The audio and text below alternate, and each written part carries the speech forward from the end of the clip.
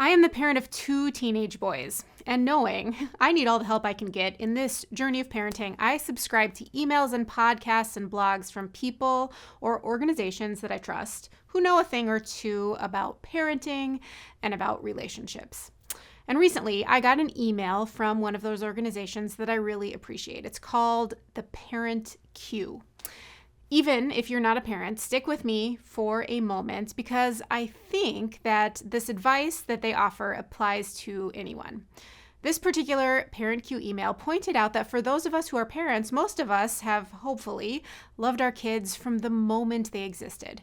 But as they change and as they grow up, as we change, it's harder to know how to communicate our love in ways they can understand.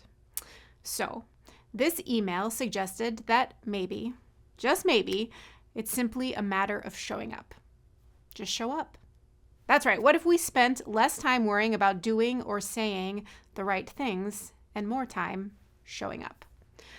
In the Bible, there is a brief story in Luke chapter 10 where Jesus pays a visit to the home of 2 sisters, Mary and Martha. And we read in verse 39 that during this visit, Mary spends time sitting at Jesus' feet to listen to what he was saying. Now, we don't actually know what these 5 verses, what Jesus was even saying, but we do learn in verse 40 that Martha was distracted by her many tasks, that she gets upset with her sister. "Lord," she says, "do you not care that my sister has left me to do all the work by myself?"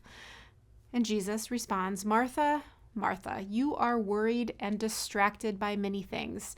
There is need of only one thing." Other ancient translations say this line in this way: "Few things are necessary." And I wonder if Jesus is reminding Martha that in that moment, rather than busying herself, rather than allowing the distractions to get the best of her, her presence would have been enough. So today I invite you to look around at the people in your life. Ask yourself, where, when, and with whom can I be the one who shows up? How can you show up for your kids or your grandkids? For the friend who's going through cancer treatment, for your spouse or your partner who's mourning the loss of a parent, for an elderly neighbor who's facing some tough choices about staying in their home or moving to a place that could provide more care. There is need of only one thing, Jesus says: just show up.